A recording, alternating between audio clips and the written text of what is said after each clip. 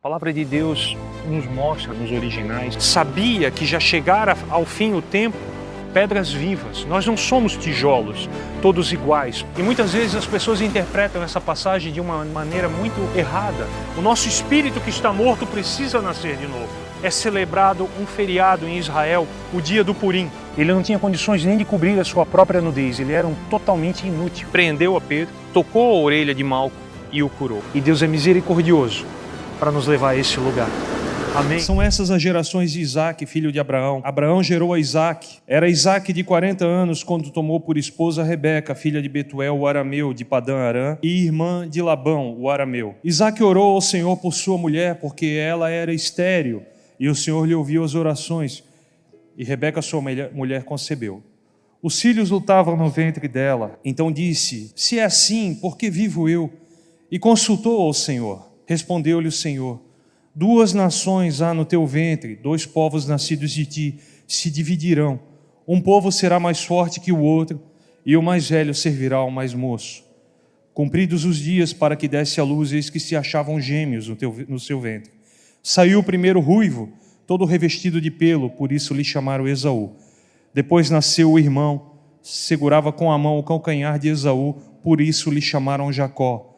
Era Isaac de 60 anos quando Rebeca lhes deu a luz. Amém? A gente sabe que Isaac, ele é dentro de uma coisa que a gente estuda na teologia, chamada tipologia bíblica. Tipologia são pessoas, ou são objetos, ou são mandamentos, algo que você encontra no Antigo Testamento, que é um tipo daquilo que Jesus é ou fez na sua obra redentora. Então nós entendemos que Isaac é um tipo de Jesus, porque quando ele foi oferecido por Abraão ao Senhor como primogênito, ele tipificou a Cristo ali. Amém? Vocês entendem isso? Isaac é um tipo de Cristo. E Abraão sacrificou o seu filho, sim. Não, mas no coração ele sacrificou, porque ele estava pronto para dar o golpe. Quando o anjo do Senhor lhe bradou. O próprio Cristo, o anjo do Senhor, é outro assunto teológico, é uma teofania, é a manifestação do Cristo pré-encarnado no Antigo Testamento. Bradou-lhe do céu e disse: não estenda a mão contra o menino. E nisso acharam um cordeiro. O Senhor proveu o cordeiro, providenciou o cordeiro. Mas o tempo passou e Isaac recebeu essa esposa da parte do Senhor, porém ela era estéril. Isaac orou e ela concebeu.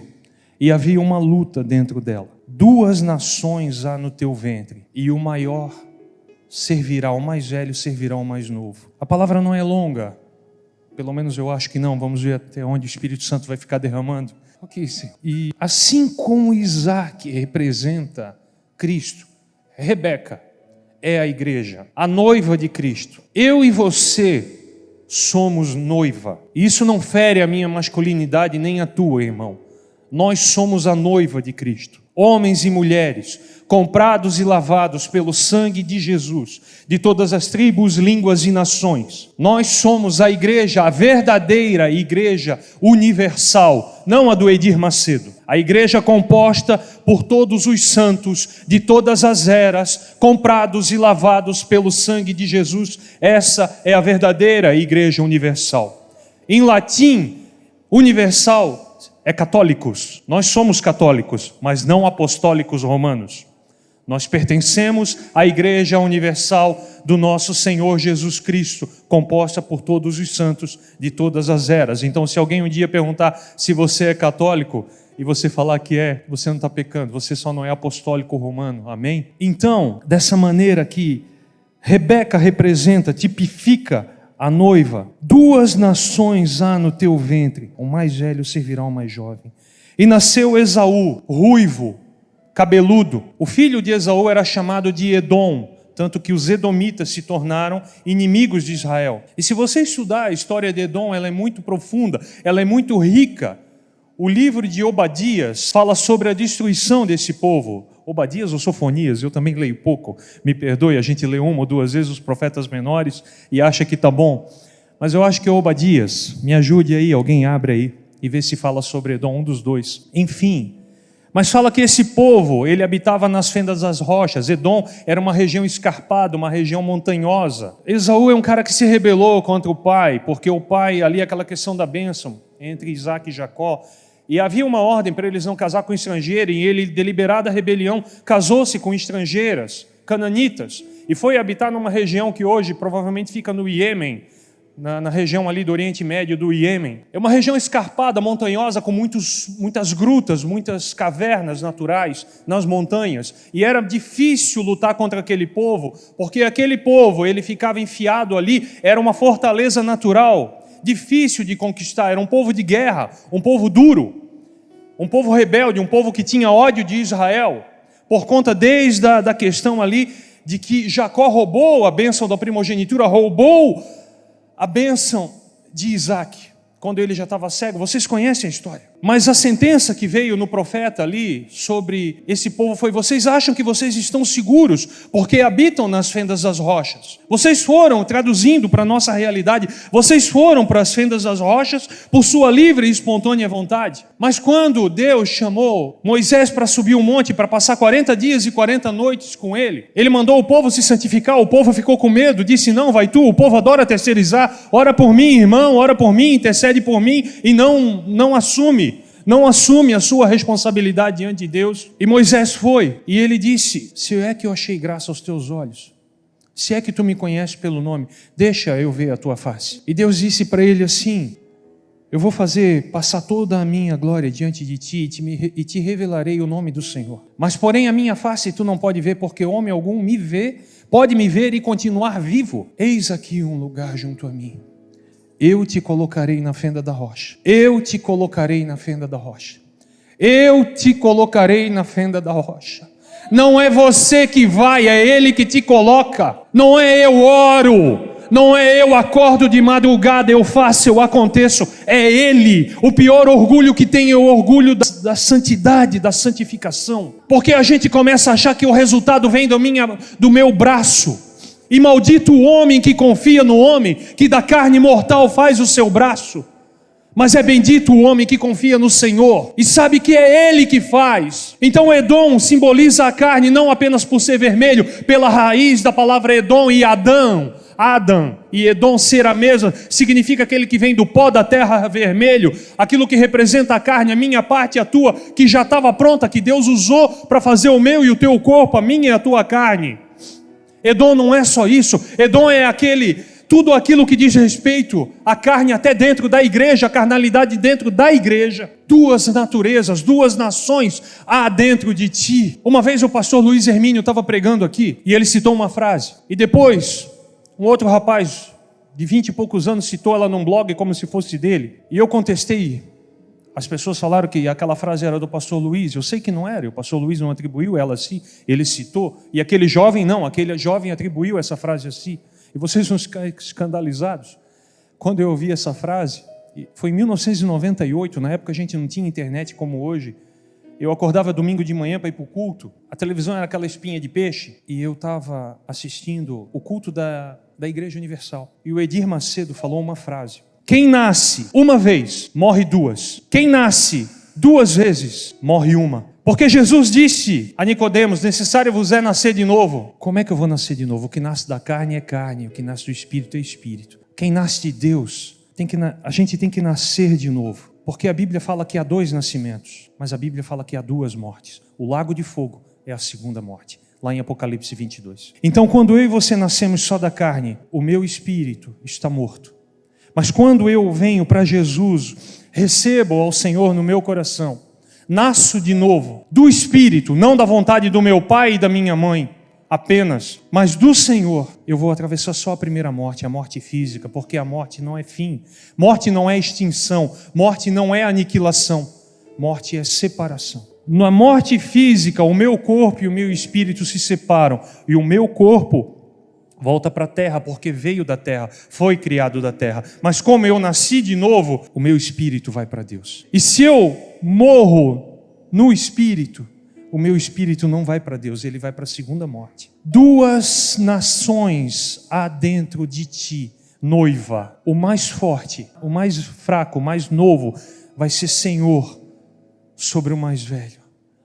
Mas Jacó era um sem vergonha, um enganador. O nome Jacó, O fato dele nascer agarrado no calcanhar é como que um ditado da época. O agarrar o calcanhar é um símbolo de traição. Porque lá, a gente vê isso até em Gênesis, lá nos primeiros capítulos, quando Deus amaldiçoa a serpente e diz assim, que a semente da mulher lhe ferirá a cabeça, tu, porém, lhe ferirás o calcanhar. De uma maneira traiçoeira, de uma maneira...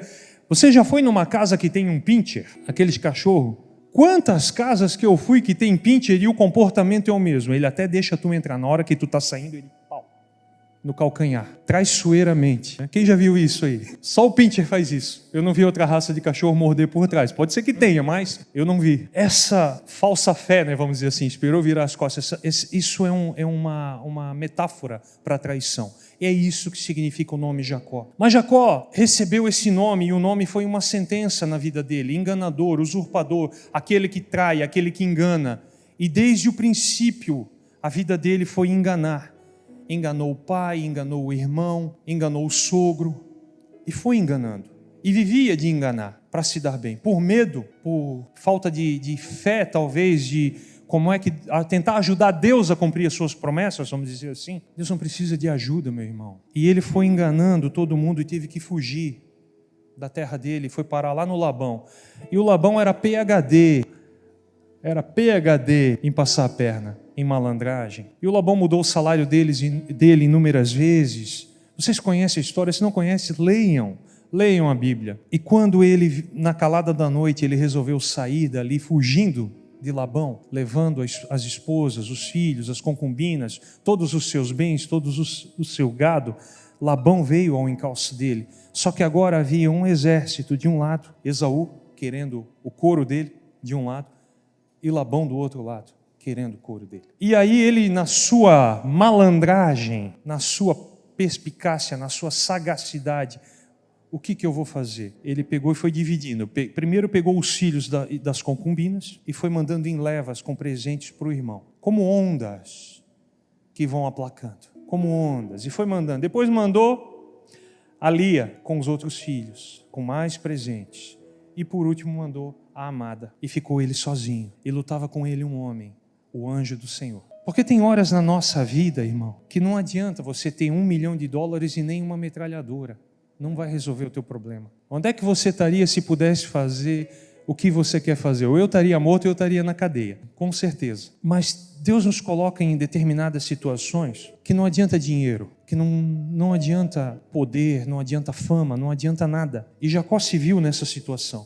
Ele tinha família, ele tinha filhos, ele tinha riqueza, mas ele se viu numa situação, ele tinha servos, esses servos poderiam lutar, mas haviam 400 homens com Esaú, e mais tanto com o sogro. E ele, não aguentando mais, ele ficou sozinho no Val de Jaboque, lutando com o anjo. Ele agarrou-se ao Senhor em oração, de uma maneira tão ferrenha, tão ferrenha. E nós precisamos entender isso, o que é lutar com Deus. E a coisa durou a noite toda. E quando o anjo disse, deixa eu ir porque já é sol nascente, e ele disse, eu não te deixo ir se tu não me abençoares. Como é que é o teu nome? E o nome naquela cultura representa quem você é, a tua identidade. E ele olhou para ele mesmo e disse, eu sou um enganador, eu sou um usurpador, eu sou o cara que agarra no calcanhar, eu sou o pincher, traiçoeiro, que espera a visita, sair e morde, que busca só o seu próprio benefício. Ele olhou, ele caiu em si, ele olhou como que num espelho e viu a sua identidade, quem ele era. O meu nome é Jacó, eu sou um enganador. Ele reconheceu, ele admitiu, mas ele não largou do anjo, e o anjo disse, de hoje em diante o teu nome será Israel. E ele teve o nome mudado. E quando muda o nome, muda tudo. Porque é Deus quem te chama por esse novo nome. E a Bíblia diz em Apocalipse que aquele que vencer receberá um novo nome. Há um novo nome reservado para mim e para ti. Aquilo que nos aguarda é tão grande, irmão, que o meu nome e o teu não serve. Não serve. O meu nome e o teu estão escritos sim no livro da vida, amém. Mas há lá um outro nome pronto para substituir isso. E ele lutou com o anjo e agarrou, eu imagino o jiu-jitsu, né? Os dois agarrados. E o anjo tocou-lhe a juntura da coxa e deslocou. Eu acredito que a cabeça do fêmur tenha se desencaixado, encaixado de novo, eu não sei. Esses dias eu estava com um problema no quadril, eu achei que eu estava com uma hérnia, porque era uma dor terrível aqui, fiz uma ressonância, não, eu estava com bursite, inflamações, por ficar muito tempo sentado, por caminhar pouco. Comecei a fazer fisioterapia, graças a Deus, desapareceu. Eu achei que eu estava com 1000 problemas no quadril e só lembrava do Jacó. Eu estou mancando. Eu mancava, irmão, não conseguia apoiar meu pé assim, nem erguer. E eu imagino o que aconteceu ali, porque ele saiu mancando. Agora Jacó não podia mais fugir.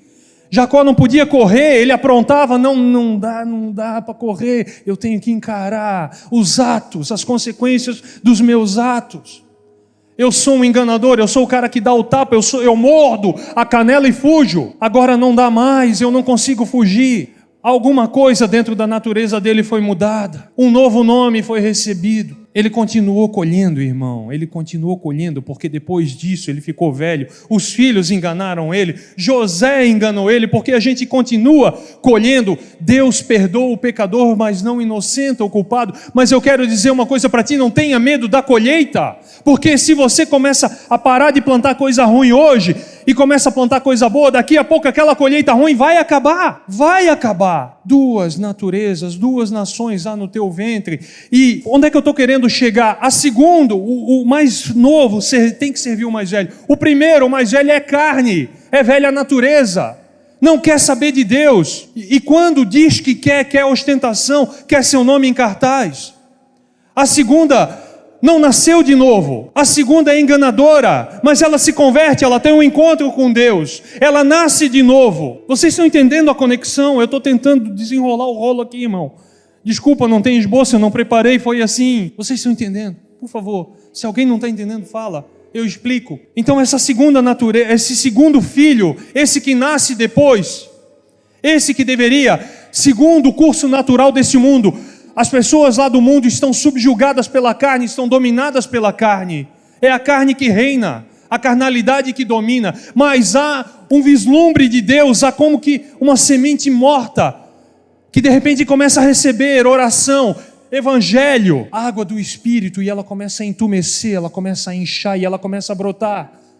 E ela nasce de novo. Essa é a segunda natureza, que vai herdar a vida eterna. É a segunda nação que há no meu e no teu ventre, que precisa dominar sobre a primeira, que precisa ter o seu nome mudado, que precisa ter um encontro com Deus e lutar com Deus, até ter o seu nome mudado. Eu não sei qual é a tua luta, querido, eu não sei, mas eu quero te dizer uma coisa: se agarre no Senhor e lute. Você está ficando louco? Não, lute com o Senhor, lute com o Senhor. Quanto tempo dura uma noite? Depende do lugar. Ele lutou a noite toda. Se você for, tem lugares na Islândia, lá no norte, no Polo Norte, é 6 meses, querido. É 6 meses de noite e 6 meses de dia. O sol não se põe. Ele faz um circuitozinho assim, ele chega no horizonte, ele vai retinho. Eu já vi vídeos, e vai. Daqui a pouco ele sobe mais um pouquinho e vai assim, por causa do ângulo da terra. Quanto tempo dura uma noite? Quanto tempo dura um período de trevas na minha e na tua vida? Depende. Agarre-se ao Senhor até ter o seu nome mudado, até essa segunda natureza. Rios de água viva fluirão do teu interior, de todo aquele que crê, até isso arrebentar e jorrar de dentro de mim e de você. Carne e sangue não pode herdar o reino de Deus, não herdam a eternidade. É o meu e o teu espírito. E é tão interessante o que a Bíblia esconde, porque quando Jacó fugiu do seu irmão, após a morte de Isaac, ele fez um travesseiro de pedras, num lugar que ele chamou de Betel, casa de Deus. E ele botou ali, deitou a cabeça e teve um sonho, e os anjos desciam e subiam e desciam, melhor dizendo. Verdadeiramente o Senhor está aqui, ele disse, por causa do sonho. Mas a Bíblia diz que quando ele fez o travesseiro, que ele foi dormir ali naquele lugar, tem uma palavrinha ali, escondida no meio: pois já era sol posto. Pois já era sol posto. Vamos achar junto? Alguém achou aí primeiro do que eu? 28:10. Eu estou com problema de conexão, irmão, eu nem consegui fazer oferta, porque o meu Pix não funcionou. 28:10. 28:11, né? Partiu Jacó de Berseba e seguiu para Harã. Tendo chegado a certo lugar, ali passou a noite, pois já era sol posto.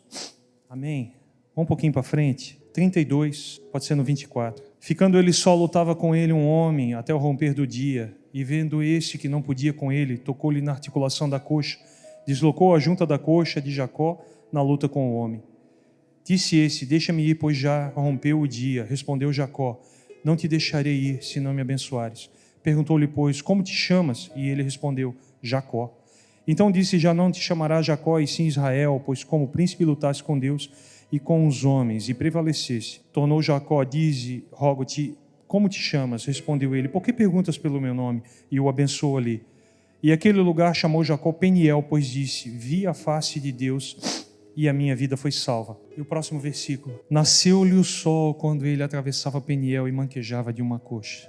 Quando ele saiu, o sol se pôs. Depois que ele lutou com o anjo, o sol nasceu. A Bíblia é maravilhosa. Não existe atalho para mim e para ti.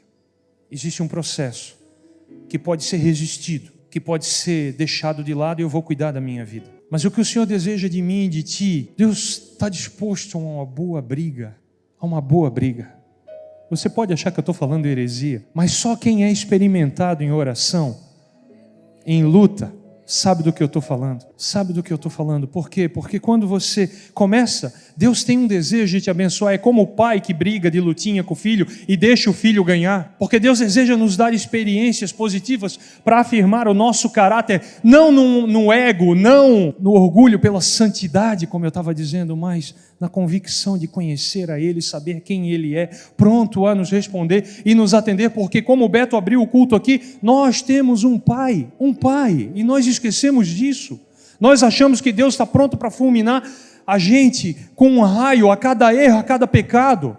A mitologia grega, o deus maior deles, o Zeus, o símbolo dele era um raio, ele tinha um raio na mão. Sabe o que a minha e a tua Bíblia diz que Deus tem na mão? O meu e o teu nome, diz lá em Isaías, gravei na palma da mão para não me esquecer de ti. A gente anotava antes o celular na mão, né? Na caneta, o telefone de alguém, alguma coisa.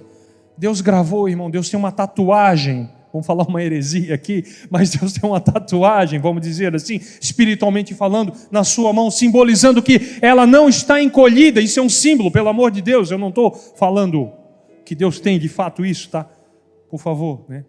Mas é um símbolo de que a sua mão não está encolhida para que não possa salvar, nem o seu ouvido surdo, agravado, como diz Isaías 59, para que não possa ouvir. Mas o meu pecado e o teu faz separação, mas o pecado já foi resolvido na cruz. O problema é que nós queremos viver de qualquer jeito e achar que está tudo bem, e não temos tempo com Deus, não lutamos com Deus, não entramos em conversa, em confronto com Deus, nós vamos perder, a glória dele virá, e eu vou dizer, eu sou, Senhor, Jacó, eu sou enganador, eu sou velhaco, eu sou adúltero, eu sou mentiroso, eu sou fofoqueiro, eu sou isso, eu sou aquilo, eu sou viciado. É isso mesmo que o Espírito Santo, isso mesmo que está aí, esse é teu nome, mas Deus quer mudar esse teu nome, esse que está pegando aí agora, aí, que Deus está te mostrando, esse é o teu nome, e o diabo fica jogando na tua cara todo dia. Você não pode se aproximar de Deus, você não pode. O que tu está pensando? O véu foi rasgado, querido, de alto a baixo, foi Ele que rasgou, não fui eu nem você. Eu não vou invadir o céu, Ele manda eu entrar com ousadia por um caminho que Ele abriu e Ele me convida. É Ele que me chama, é Ele que corre atrás de mim, de ti, sempre. Tem um livro chamado Caçadores de Deus, é uma bênção, mas eu digo para ti uma coisa, quem está caçando o homem é Deus e não Deus caçando o homem. Deus fica olhando, procurando, ansiando, e nós perdemos o melhor porque não entendemos isso. Deus quer entrar na minha e na tua história. Deus quer invadir a minha e a tua história e mudar ela, reescrever ela do jeito dele. Por quê? Porque a vontade dele é boa, agradável e perfeita. É como você que tem um filho pequeno e diz, o filho quer uma coisa, o filho quer comprar, o filho quer ir num lugar perigoso, e você diz, não, mas o filho quer, e eu já fui criança, você também, você queria com toda a força do seu ser, e o seu pai dizia não, porque o seu pai sabe o que é melhor, ele é maduro, ele é mais sábio, ele tem experiências. Assim, da mesma maneira, imagina, compara uma sabedoria infinita de Deus com a minha e com a tua. É loucura a minha e a tua sabedoria, o meu e o teu cuidado. Deus, Ele vê lá na frente, Ele é onisciente, Ele sabe como tratar cada um, como falar com cada um, como ministrar ao coração de cada um. E Ele sabe onde dói, onde aplicar o remédio. A gente aprende mais, meus irmãos, com as derrotas do que com as vitórias. A gente aprende mais com o sofrimento Porque daí a gente não se torna como Esaú, como os edomitas, se refugiando numa torre bem alta e achando que está tudo bem. Na força do meu braço, na força do meu braço. Benjamim representa o filho da minha mão direita. Quando Davi tirou a arca da casa de Obed-Edom, que fica em Benjamim, ele a trouxe para Jerusalém, para o lugar que Deus queria que a arca ficasse. Mas sem observar os princípios, ele seguiu um ritual, por assim dizer, que ele observou os filisteus fazendo. Colocou em cima de um carro do boi, com bois novos, um aparato, um desfile triunfal todo lindo, na força do braço. E Uzá, a arca ficou na casa de Uzá. Convivia com aquela arca ali dentro da casa dele. Estava acostumado, talvez até brincar de esconder atrás da arca com os irmãos. Mas diante daquele desfile todo, o boi tropeçou e Uzá tocou na arca. Talvez, numa boa intenção do seu coração, para a arca não cair. Talvez para impressionar alguém que estava ali do lado. Está vendo onde é que eu estou? Eu estou aqui no alto do cortejo. Não sei. A Bíblia não revela muita coisa, a gente pode conjecturar. Mas a Bíblia diz que quando ele botou a mão na arca, aquele lugar foi chamado de Pérez Uzá. Pérez significa rompido, de fora a fora. Ele foi rasgado por uma espada. A presença de Deus sem santidade é destrutiva. A presença de Deus, se você não se santifica, se você brinca com ela, é destrutiva. Mas não brinque, não seja profano como Esaú. Davi, quando viu, chorou por Uzá, foi buscar o entendimento. O que a lei diz? A arca tem que ser carregada no ombro do sacerdote, no ombro do sacerdote. E ele foi e refez todo o passo de novo. Chamaram os coatitas, os descendentes de Levi, colocaram a arca sobre o ombro e no passo da noiva. E a cada passo, a Bíblia diz, eu não lembro ali, eram sacrificados centenas de cordeiros. Era muito, muito sacrifício em tributo a Deus. Tamanha reverência que Davi tinha. Ele tirou. Tudo isso fala do quê? Essa passagem que eu estou dizendo. De tirar as coisas de Deus, a presença de Deus, o mover de Deus, de Benjamim, da força do meu braço. Mas ainda no meio do caminho o braço quer espernear, quer ajudar Deus e levar para Jerusalém, que é o lugar onde Deus quer que a arca, que a sua presença fique representada em todo Israel, representada no meio do seu povo. Vocês estão entendendo? Tirar a presença de Deus, tirar do lugar errado, ter a intenção correta no coração, ter em mente que não é por força nem por violência, mas é pelo Espírito Santo. Porque tudo aquilo que a gente conquista na força do braço, meu irmão, o nariz empina. Se a gente não dá glória para Deus, é difícil demais. E o desejo do coração do Senhor é que esse Jacó cresça de uma maneira santa, saudável. Essa segunda natureza nasça de novo, subjugue a carne e reine sobre o nosso ser, para que nós não venhamos a passar pela segunda morte. Amém? Vocês entenderam? Mas eu não me sinto digno de carregar a presença de Deus. Não se preocupe com isso. Não se preocupe com isso. A partir do momento que você se acha muito digno, Deus não vem, não. Porque você já está monopolizando ali o negócio.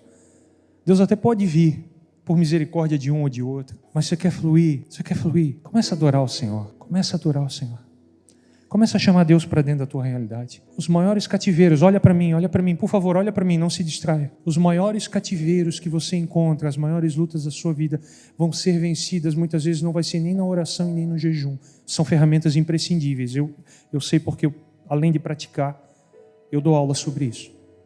Mas a adoração, meu irmão, minha irmã, a adoração, ele habita no meio dos louvores, ele habita, e quando ele habita, tudo que ele é vem junto, e rompe tudo, tem coisas que só a adoração. Pega o teu celular, sai das redes sociais, pega ali o teu aplicativo de música, não sei qual é, Deezer, Spotify, SoundCloud, YouTube, tem tantos. Faz uma playlist dos louvores que te conectam a Deus. Faz 5, eu tenho 5, 6. Faz 5 de 1 hora. Vai para o teu quarto, fecha a porta. Dá uma ordem, primeiro avisa os teus familiares e depois para ti mesmo. Ah, mas não dá, lá em casa não dá. Vai para a garagem lá no teu apartamento, lá no teu prédio, vai, te tranca dentro do carro. Vai para o sótão, vai para o mato. Deus vai te dar um lugar, não arruma desculpa. Músicas que te conectam com o Senhor e comece a adorar o Senhor. Na primeira não vai, na segunda não vai. Por quê? Porque a gente está sujo, a gente está envolvido nesse mundo, até a gente afogar o Esaú, querido, e o Jacó puxar o garrão dele para baixo e dizer: sai daí que é meu lugar. Dá uma ordem para a tua alma, como Davi dizia: Porque estás aflito, ó minha alma, espera, pois, em Deus. Dá uma ordem, cala a tua boca, alma, cala a tua boca, carne, porque agora eu vou adorar a Deus. Verbaliza e fala e adora. Meu irmão, minha irmã, não é fácil para ninguém, por quê? Porque nós temos as duas naturezas se chutando, tumultuando dentro do nosso ventre o tempo todo, uma querendo dominar a outra. A questão é quem você dá mais comida, quem você alimenta mais. A questão é essa, quem é que ganha, quem ganha mais pão, quem ganha mais comida, e se a gente fica comendo porcaria, não vai. Deus deseja invadir a minha e a tua história de uma maneira que você não faz nem ideia, cara, não faz nem ideia, o que Ele quer fazer, só que a gente deixa Ele lá, ó, fechado, e vamos para a presença dEle no final da noite, a exemplo do Antigo Testamento que tinha o tabernáculo, tinha o átrio, tinha o santo lugar e tinha o santo dos santos. O átrio era feito o sacrifício pelo pecado. Ali era morto os animais ali e o perdão do pecado era concedido. Aí você entrava no santo lugar. Ali tinha incenso, tinha o candelabro e tinha a mesa do pão. Ali fala de comunhão, fala de adoração, fala de ser iluminado pelo Espírito Santo, revelação.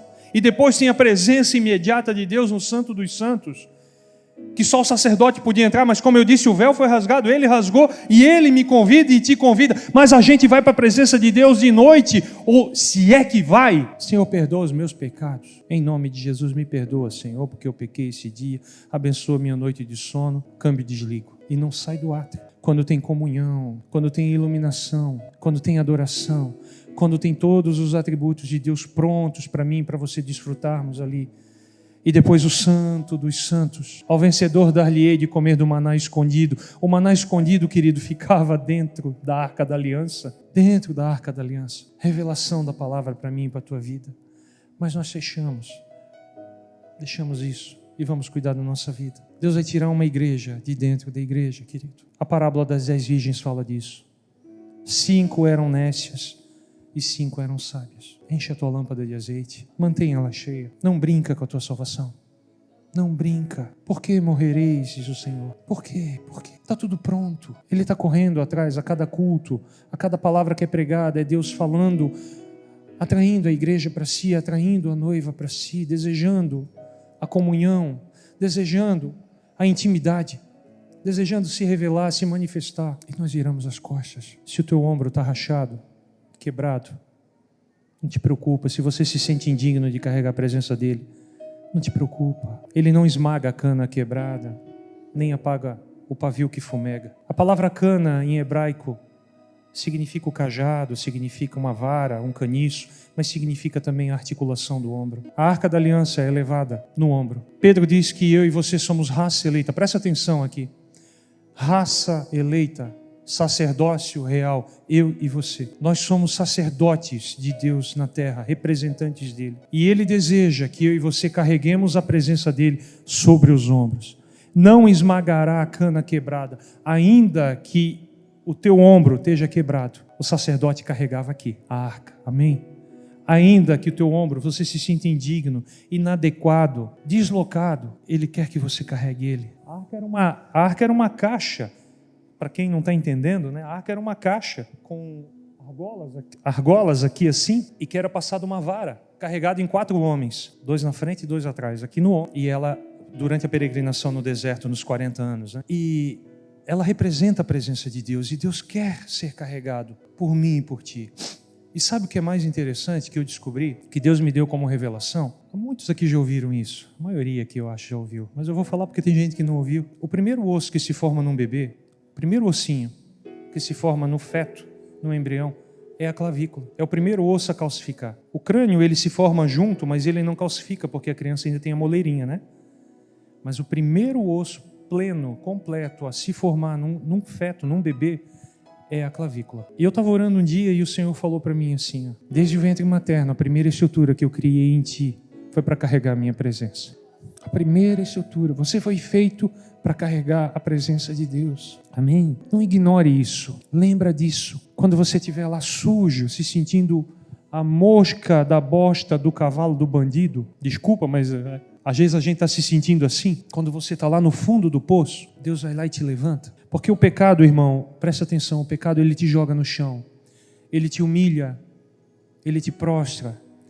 E o diabo fica te acusando. As moscas ficam ao redor. Beelzebu é o deus das moscas, ficam ao redor. Zum, zum. Você não merece, você não presta, tudo para baixo. E o pecado ele te joga lá no chão, te suja, te humilha, te prostra, te envergonha. Mostra a tua e a minha indignidade. Mas eu acho que a graça ela humilha mais ainda. Por quê? Porque quando eu estou lá, tudo estrupiado, Ele vem e estende a sua mão e me põe de pé. Eu que não mereço, pecador, me levanta, me põe de pé, me dá um banho e diz: eu te amo, tu é meu filho. Segue. E ela humilha todo o meu braço direito, porque não tem força no meu braço. O único convite dele é: levanta-te, anda na minha presença e ser perfeito, ou melhor, ser aperfeiçoado no original. Na medida da tua caminhada, irmão, você vai sendo aperfeiçoado, eu e você vamos ganhando de Deus isso. Amém? Amém. Eu acho que era isso que eu tinha para falar. Se essa palavra te tocou de alguma maneira, se você quer receber uma oração, eu não preparei ela, me perdoem, mas foi o que o Senhor colocou de uma maneira muito forte e eu não pude fugir disso. Eu não tem como resistir, não tem como segurar, eu ia vir trazer conhecimento intelectual para vocês apenas. Tá bom. Fique de pé. Se você quiser receber uma oração, quiser vir aqui na frente, quiser ficar onde você está, fique à vontade. Amém? Os pastores estão aqui para orar. Pai, obrigado pela Tua palavra. Ajuda-nos a vencer a carne. Ajuda-nos a vencer essa velha natureza. Que apenas uma nação dentro do nosso ser prevaleça, Senhor. E que seja o Teu reino. Ajuda-nos na pequenez da nossa fé, nas nossas fraquezas. E acima de tudo, Senhor, nos atrai para Ti. Assim como Tu disseste para Moisés: eu te colocarei. Coloca-nos, Senhor. O véu foi rasgado. Há um livre acesso, nós sabemos. Mas coloca-nos na Tua presença. Chama-nos com cordas, com laços de amor, como diz a Tua palavra. Faz tudo mais perder o sentido, Senhor. Enquanto a gente não estiver rendido aos Teus pés, faz tudo perder o sentido, Senhor. E que venhamos encontrar paz, Senhor, refrigério na Tua presença, Pai. Quebra o poder do inimigo, Senhor. Quebra o poder do inimigo por conta da unção, da Tua presença. Nós não merecemos, Senhor, nós não merecemos, mas Tu nos escolheste. Aleluia. A palavra que eu ia trazer, irmão, em resumo, era sobre a queda de Satanás. E a pergunta que na eternidade passada Satanás levantou no seu coração contra Deus. Resumidamente, ele falou assim: por que tudo tem que ser do jeito de Deus? Por que toda adoração tem que ser para Deus? E ele começou a ficar com ciúme. E ele começou a ficar com ciúme de Deus. Ele começou a ficar desejando aquela honra, aquela glória para ele. E ele fez uma panelinha no céu. E a Bíblia diz em Apocalipse 12 que o dragão ele arrastou 1/3 das estrelas na sua cauda quando ele foi expulso. 1/3 dos anjos caíram. E aí você começa a ver um desenvolvimento da palavra, você vai estudando esse panorama através de toda a Bíblia. Você vê em Jó que os filhos de Deus se apresentavam, os anjos ali, uma referência aos anjos. E Satanás também veio junto e Deus pergunta: existe o meu servo Jó? Porque não há ninguém assim na terra. Também está tudo de bom e do melhor para ele. Alguns dizem que Jó é uma alegoria, é uma poesia. Eu não acredito, eu acredito que Jó foi um personagem histórico. Mas o que é interessante é que depois de tudo aquilo que Jó passou, ele foi abençoado, ele teve restituída a sua saúde, ele teve restituído os seus filhos. Tudo ele ganhou em dobro, os filhos ele não ganhou em dobro. Por quê? Porque os filhos dele, primeiro os 10 que morreram, estavam com o Senhor. Porque ele oferecia sacrifício pelos filhos. Então ele não perdeu aqueles filhos, eles estavam com o Senhor, mas o resto tudo foi restituído. Mas o que eu quero dizer para você é que o diabo Satanás ele vivia na eternidade, na glória, e só a bonança, e só glória, ele não conhecia as trevas exteriores. Mesmo assim ele se rebelou, ele fez a panelinha dele, e não contente em sujar o céu, porque ele sujou o céu, por isso que a Bíblia diz: haverá novo céu e nova terra. Ele desceu com a sua bancada para o paraíso, para a criação de Deus, e veio contaminar aquilo que Deus chamou de sua imagem e semelhança, que somos eu e você. Ele veio fazer isso. Mas a Bíblia diz que Deus nos ensina que Deus não foi pego de surpresa. Por quê? Porque a Bíblia diz que o Cordeiro de Deus estava morto desde antes da fundação do mundo. Já estava tudo preparado. Deus não é pego de surpresa de maneira nenhuma. E eu acredito do fundo do meu coração que o que Deus está fazendo hoje é respondendo aquelas perguntas que aquele anjo caído fez no passado. Por que tem que ser tudo para ele? Mas tu nos expulsasse. Nós não conhecíamos o bem e o mal. E aí ele fez isso com Eva. Enganou a Eva também. Satanás enganou a Eva. E Deus está respondendo da seguinte maneira: eu vou mostrar para ti que eu posso encher o céu de novo com seres humanos falhos, que ao contrário de ti não conheceram o bem, não conheceram a bonança do céu, mas são mais bem-aventurados, porque não viram, mas creram. Eu posso encher de novo. E por que eu falo isso? Pode parecer herético, mas a palavra de Deus diz em Zacarias que de toda a terra 2/3 perecerão, 1/3 vai ser salvo. E lá em Apocalipse, eu só tenho um versículo em cada ponta, irmão, para comprovar a minha tese. Você pode dizer assim, mas com um versículo você não consegue. Mas eu creio no meu coração. 1/3 é 1/3, 1/3 não é um número inteiro, é um número proporcional, é um número fracionário. Eu não sei quantos milhões, quantos bilhões são, mas a Bíblia fala que haverá a plenitude dos gentios, e quando se cumprir a plenitude dos gentios, ou seja, os que não são judeus que serão salvos, chegará o fim dos tempos. Então eu acredito de todo o coração que vai chegar um dia que vai se cumprir o último homem, a última mulher a ser salvo, vai preencher as lacunas que foram deixadas, e Deus estará respondendo através de seres humanos falhos, fracos, como eu e você, que temos duas naturezas lutando entre si dentro de nós. Deus deseja preencher o céu novamente com pessoas rendidas, redimidas pelo seu sangue, pelo seu sacrifício, reconhecendo que tudo vem dele e tudo é para ele.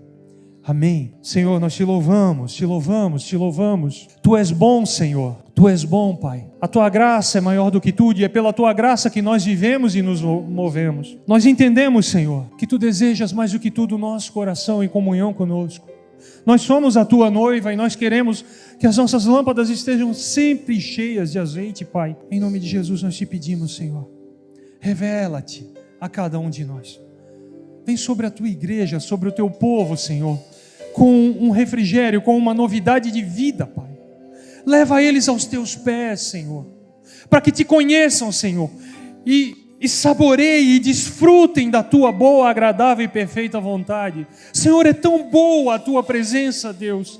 É tão bom estar contigo, Pai, é tão bom. E muitas vezes nós viramos as costas e esquecemos disso, Pai. Como a tua palavra diz, nós somos como aquele que se olha no espelho e depois esquece como ele é. Nós esquecemos de quão bom é a tua presença, de quão bom é estar contigo, Pai.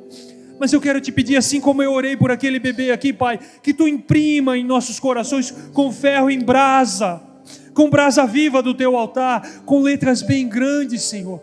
Que tu imprima em nossos corações essa marca de amor, essa sede, essa fome por ti. Oh Deus, tu desejas um povo que anda contigo, um povo que te conheça em intimidade, em adoração, Senhor. Ajuda-nos a desfrutar de ti e entrar mais e mais e mergulhar mais e mais em ti, Senhor, a nos unir a ti, porque aquele que se une ao Senhor torna-se um só espírito com ele, e nós queremos, Senhor, estar entrelaçados contigo, em nome de Jesus, Pai. Toca os teus filhos, toca os teus filhos, toca os teus filhos com a tua presença, com o teu amor, com o teu poder. Toca, vai tocando, Senhor. Estende a tua mão, passa sobre a igreja, Senhor, e batiza a tua igreja com a tua unção. Despedaça o jugo, Senhor, a acusação. Despedaça o jugo, Senhor, e a acusação do inferno, porque tudo foi levado na cruz. Tudo foi levado na cruz. Quebra, Senhor, os grilhões, quebra as cadeias, Senhor. Despedaça o poder do inimigo por conta da unção, por conta da tua glória nesse lugar, Senhor. Vem sobre o teu povo, Deus. Vem sobre o teu povo com um renovo, Pai. A tua igreja anseia por ti. A tua noiva tem sede de ti. Aleluia. Obrigado, Senhor. Agradecemos pela tua presença. Deus é bom. O diabo não presta e a gente está melhorando. Amém.